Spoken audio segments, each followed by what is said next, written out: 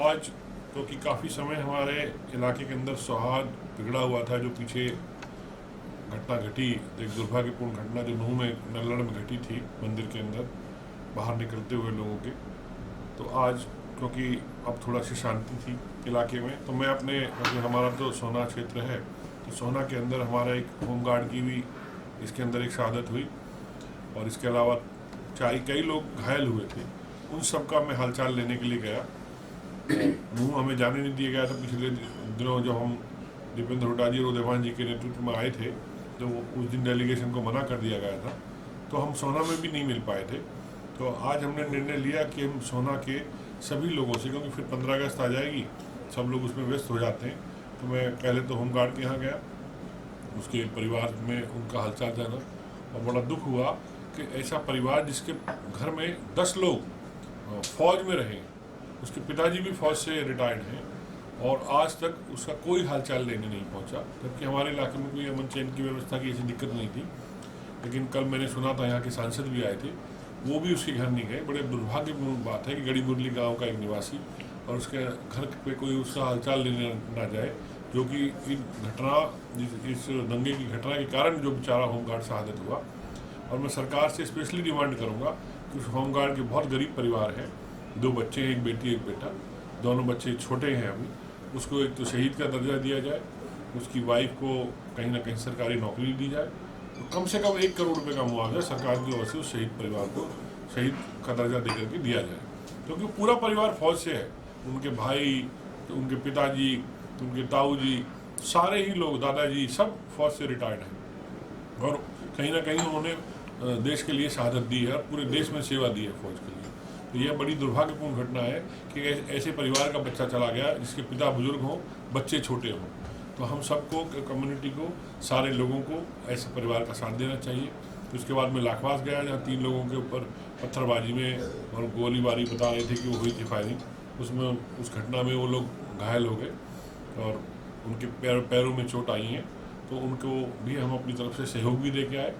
इधर हमने शहीद परिवार को, लड़के को भी हमने 2 लाख रुपए का अपनी ओर से सारे कार्यकर्ताओं ने मिलकर के सहयोग दिया है, और 50-50 हज़ार हम तीनों जो घायल परिवार थे उनको हम मदद दे के आए।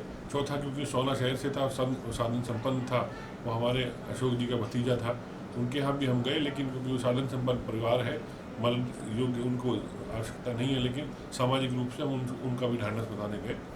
और लेकिन मैं बड़ी दुर्भाग्यपूर्ण मानता हूँ घटना को, जो हालात हुए, इस हालात को, राजनीतिक बात नहीं कह रहा हूँ मैं, एक आम नागरिक होने के नाते बात कर रहा हूँ। इस घटना को, इस हालात को टाला जा सकता था। एक ऐसी घटना जो बड़ी दुर्भाग्यपूर्ण हुई, हमारे इलाके का अमन चैन, सोना के लिए लोग, मुझे ऐसा लगता है कि सोना को नज़र लग गई, सोना इलाके को नज़र लग गई। लोग कहते थे कि सोना के भाव गुड़गांव से भी ज़्यादा बढ़ गए, सोना शहर गुड़गांव से भी ज़्यादा प्रोग्रेस कर रहा है, क्योंकि जो है फ्लाईओवर सीपी जोशी जी के टाइम में पास हुआ था, जिसके कारण सोना के विकास को, और बॉम्बे एक्सप्रेस वे आने के बाद जो 4 चांद लगे थे, उस हम कहते थे कि 4 चांद लग गए, लेकिन उस चांद को कहीं ना कहीं नज़र लग गई सोना को।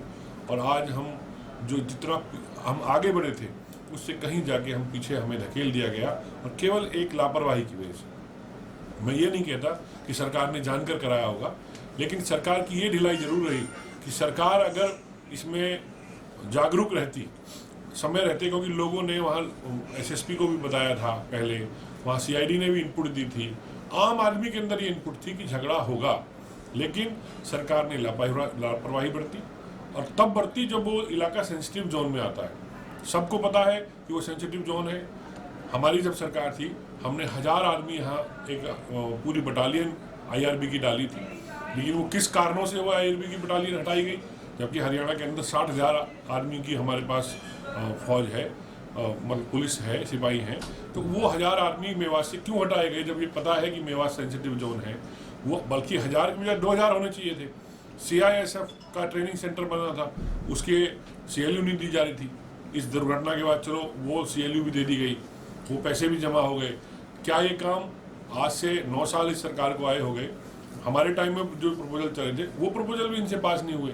तो ये तय हुआ था हमारे टाइम में कि नूह के अंदर और नूह के आसपास में ट्रेनिंग सेंटर बनेगा, जहाँ परमानेंट बटालियन बनेगी।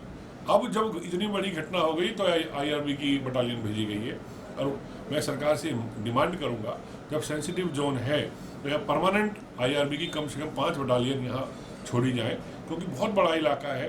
कहने को छोटा सा नूह दिखता है, लेकिन वो बहुत बड़ा इलाका है। उसके अंदर कम से कम 5000 आदमियों की फोर्स चाहिए हमें, जो अमन शांति हमारी हमेशा बरकरार रहे।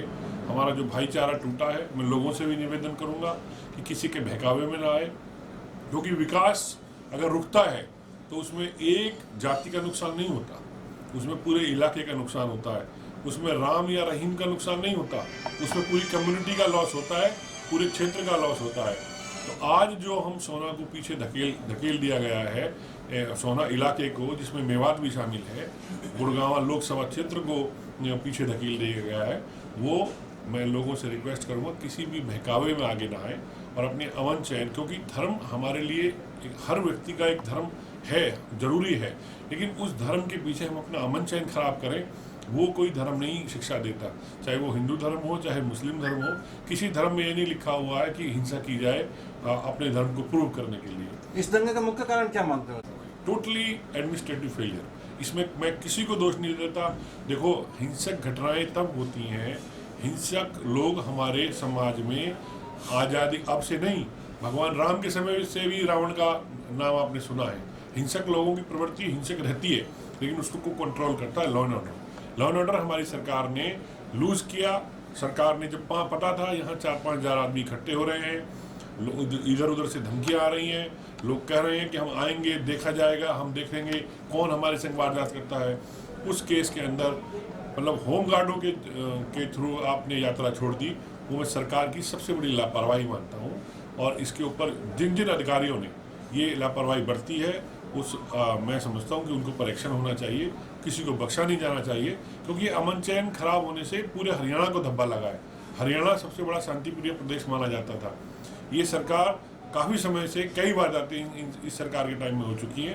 तो मैं ये मानता हूँ कि ये सबसे बड़ा अब तक का 9 साल का इनका कार्यकाल का एडमिनिस्ट्रेटिव फेलियर है। लेकिन आपके पार्टी के विधायक कहने का आरोप लगेगा और दंगे में शामिल होने का आरोप है, तो क्या कहेंगे? देखिए, ये कोई सोल्यूशन नहीं है। किसने आपत्तिजनक कहा, किसने नहीं कहा। जब झगड़ा होता है उसमें फूल नहीं बरसा करते। झगड़े में किसी ने गलत बोला है, जो गलत है उसके खिलाफ कार्रवाई होनी चाहिए, चाहे वो मेरी पार्टी का हो, चाहे भाजपा का हो, चाहे जजपा का हो, किसी का भी हो।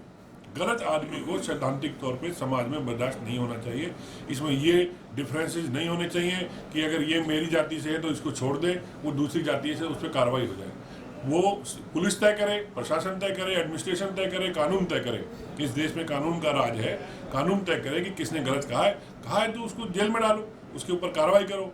हम हर कार्रवाई का सरकार का सहयोग करने में हर कार्रवाई में तैयार है, लेकिन सरकार दोषी को दोषी ठहराए, निर्दोष को दोषी न ठहराए। हम सरकार से ये भी अपील करें देखिए कि गलत लोग, पाकिस्तानी कनेक्शन हो, चाहे अमेरिकन कनेक्शन हो, चाहे कहीं का भी हो, गलत कनेक्शन जिसके हैं उनको जेल में डाला जाए। उनको जो सख्त से सख्त सजा कानून के माध्यम से दी जा सकती है। मैं सरकार से निवेदन करूंगा, कांग्रेस पार्टी ने कभी ये नहीं कहा कि कानूनी व्यवस्था खराब करने के लिए हम किसी को इजाज़त देते हैं। हम कहते हैं वो किसी जाति से हो, हम किसी के पक्ष में नहीं है। हम 36 बिरादरी में अमन बनाने के पक्ष में हैं, लेकिन उस अमन की कॉस्ट पे हम किसी को ये भी छूट नहीं देंगे कि वो दूसरों को नुकसान करे। इसमें जो भी गलत है उसको सजा मिलनी चाहिए, मेरा मानना। देखिए, उसी दिन एसपी का छुट्टी मैंने तो पहले ही कहा एडमिनिस्ट्रेटिव फेलियर है। एसपी छुट्टी गए, ये अलग सरकार जांच करे इस बात की, लेकिन मेरा मानना यह है कि ये घटना रोकी जा सकती थी अगर सरकार चाहती तो चुनाव से लेकर जोड़ते हैं किस घटना को? 100%। मैं तो मानता हूँ कि लोग मौका देख रहे थे ये लोग, और वो मौका इनको मिला और उन्होंने उस मौके को पूरा भरपूर फायदा उठाया है उसका, और उससे लेकिन नुकसान हमारे इलाके को हुआ है। और वो नुकसान ऐसा हुआ है कि शायद बहुत लंबे समय में इसकी हम भरपाई करेंगे, और बड़ा दुर्भाग्यपूर्ण है हमारे इलाके के लिए। मैं बता नहीं सकता, जिस मेवात में लोग जाने से डरते थे, आज उस मेवात को 4 चांद लग रहे थे, उस नूह को 4 चांद लग रहे थे। वो इतने महंगे वहाँ पे ज़मीनें हो गई थी, व्यापार बढ़ गए थे, वो शायद बर्दाश्त नहीं हुआ आपस में एक दूसरे का अमन चैन, वो अब जान करके वो सब बिगाड़ा गया। अब उसके बाद किसने गलत किया, सही किया, ये तो कानून तय करेगा, लेकिन मैं इस घटना को 100% दुर्भाग्यपूर्ण मानता हूँ।